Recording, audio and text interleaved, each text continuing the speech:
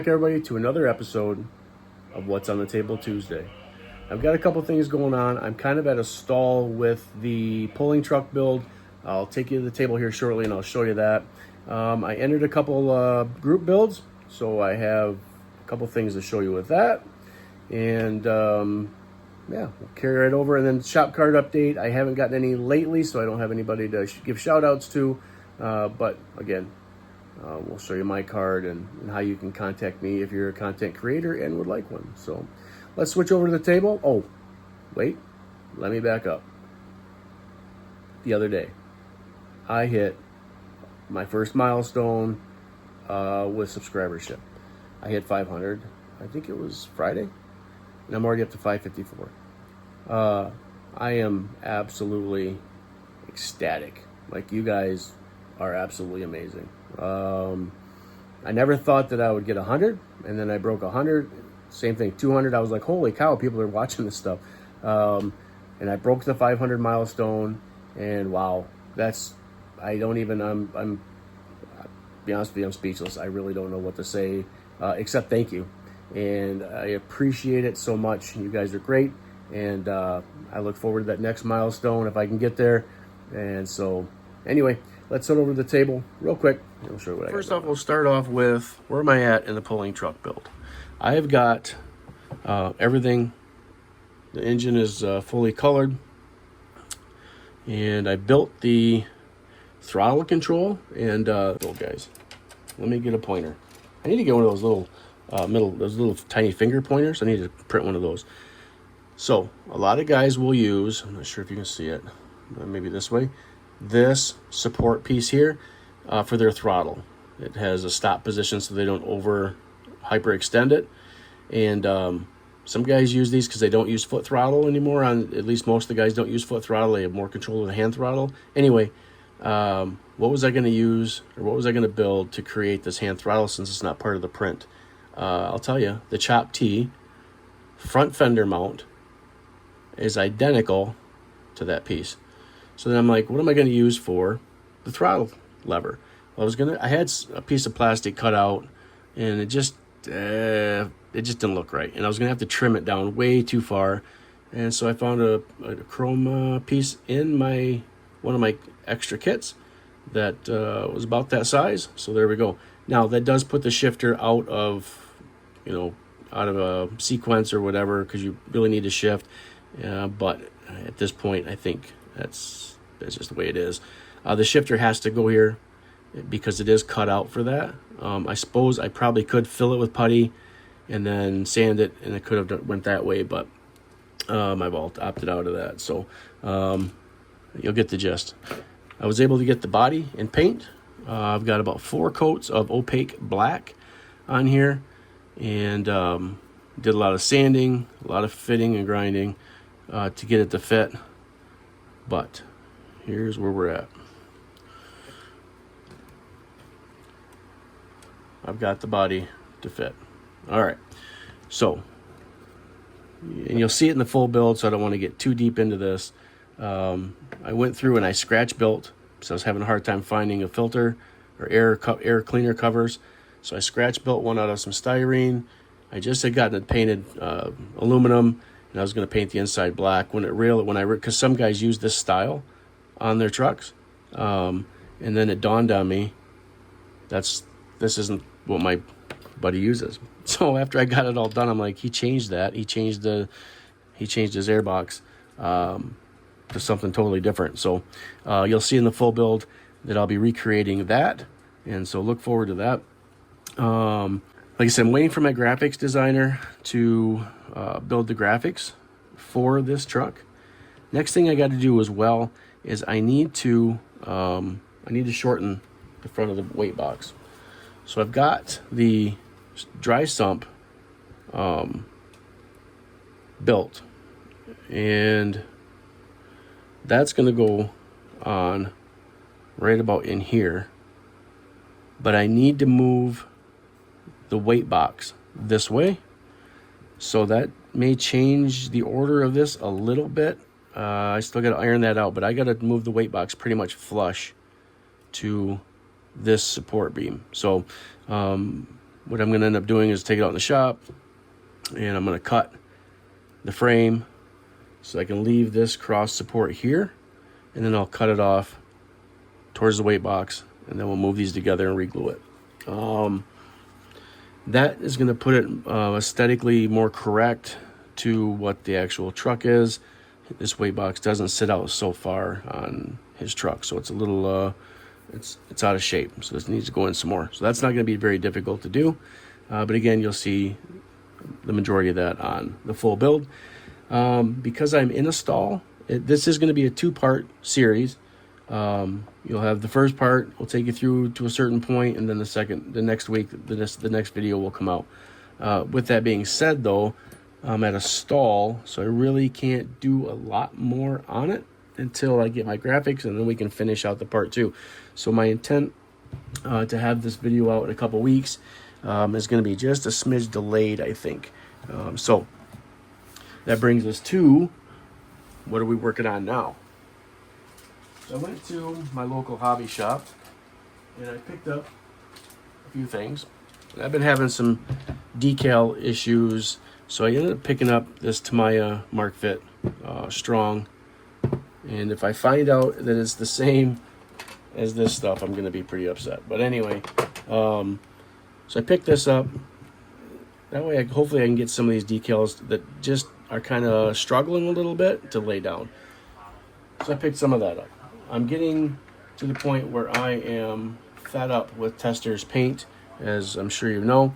So I did pick up some gloss black in the Tamiya, and I've had the rubber and flat already, and I picked up the X20A thinner, and so when I get ready to paint stuff, I can thinner down just a little bit, and supposedly these in combination will keep it from pulling itself back up and help with drying a little bit.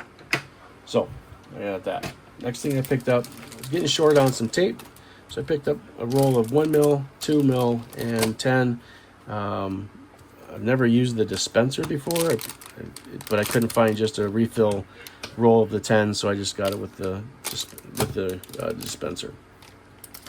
So I picked all this stuff up at Ryder's Hobby Shop, and it's located in Flint, Michigan. If you're in that area and you're looking for airplanes, planes, trains, and automobiles, check those guys out. They also have a store in Grand Rapids too. So that's pretty much the only hobby store we have around mid-Michigan. Pretty much everything else is closing up, which is sad. And then I picked up this razor saw. I'm going to be doing some Frankenstein building, and for some group builds, and I'm going to need this to separate some rear ends, because I'm going to build some pro stock vehicles. So where does that bring us now? Joined the Iceman Challenge, or Iceman Challenge build. It's an international build. It's open to 32 people that were able to get in on time and request a spot. And so basically it's like a bracket style build. So you have starts on the 1st of this next month, August, goes until October. And so you got a couple months to build, but it's a 40s theme. So you have to stay within that 1940s era, which in the model cars is quite difficult, or it's supposed to be somewhat difficult to find, at least especially in hobby stores. I've resorted to Amazon, and I ordered a kit from Amazon, but I was a little nervous that it's going to be here on time, so I went to the hobby shop this morning and I ended up finding it again. So I bought it. Now I've got 2 kits just in case one of them is bad. This is a 1949 Ford, and we are going to build a gasser drag car out of this. I've got some ideas for custom paint, and so we'll see how this build goes. Like I said, if there's an issue with any of the parts in here, I do have a backup kit coming, and vice versa. So anyway, this is for the Iceman Challenge build. That starts in a couple days. The next build I'm in is Kevco has opened up a Wagon Off build. And so I have a couple different things I'm going with. One, I'm going to try, I ordered a 1955 station wagon. I'm going to try and create a gasser out of that. But that's not here yet. And so I picked up this 1960 Chevy Nomad station wagon, and I've got some ideas for this. I'm not yet decided which one I'm going to go with yet. I've got some custom paint ideas for this. I've got some custom paint ideas for a 55, and we can only do one or the other. And the build cannot be of resin 3D print. You can use 3D printed parts for the wheels, tires, engine components, things like that, but the body itself has to be resin cast or a plastic kit. So that is one of my options for Kevco's build, and that starts in a couple months. So I got a little bit of time on that. And then lastly, I've got for the Papa's Model Car Group build this 55 Chevy. And that's going to start here pretty soon as well. So I've got a full table. I'm going to be working on a couple different vehicles at the same time. I've heard some ill things about this particular kit, and I'm ready for that. So I'm not going to go into this blind. So if there's some issues, I'm ready to work around those potential issues if there are any. I do have a custom design in mind for this as well. So this is going to be the Papa Model Car build. So that's 3 group builds that I've got myself involved in. And I'm hoping that I can create the content. My idea is to not create episode series videos. I think people come into the video to watch it through its entirety. And because, they don't only subscribe to one channel, they subscribe to many. And I think that, I don't know. I guess maybe what are your thoughts on it? Do you guys like the multiple episodes? I find sometimes that they're hard to follow because you maybe miss one and then you fall behind. And I kind of like to watch the videos from start to finish all in one sitting. That's me. So sadly, the pulling truck is going to be an episode build. And so hopefully I can mash those two where episode 1 comes out. The next week, episode 2 comes out. So there's not a bunch of stuff in between. The group builds, they're going to have some updates on my What's on the Table Tuesday. But I've got to continue building those and creating content for those and getting those things uploaded too, so that when the builds are done, I can launch those videos as well. And so I'm about 2 videos ahead, which isn't enough. I need more content. So I am probably going to start a build here today, and so that I can at least get another week ahead. This will probably take me a couple days to build, but at least I'll get ahead of the game. Anyway, here we are. And our final thing, shop cards. Guys, if you're a content creator and you guys want to swap cards, by all means, get a hold of me. Throw me an email at builttoscalegarage@gmail.com. It is right there. Shoot me an email. Swap me your address. Let's get some cards swapped out so that I can add one of yours to my little list of cards. I got to create like an easel wall or something like that I can post up that has everybody's cards on it until I can get some kind of anyway. But if you're interested in swapping cards, give me a shout, and I would love to do that with you. So short and sweet today. That's all I got. Look forward to more videos. I look forward to more communication with you guys and revealing different things that I'm doing on the table, and sharing my builds and my creations with you guys. So I guess that's it for now. We'll back out and then get this table cleaned off and start the next plan of project. I'm leaning towards this as my next regular full build. It looks like it's probably going to be a fairly simple build, I think, maybe. At 112 parts, I don't know, maybe this won't be it. But anyway, that's where we're at. We'll come up with something, and then you'll get to see it, and then you'll get to see frustration. Just kidding. Guys, thanks for the visit. Thanks for watching. Thanks for all the subscribers. It means a ton to me. Don't forget to run to my description and check out my affiliate links.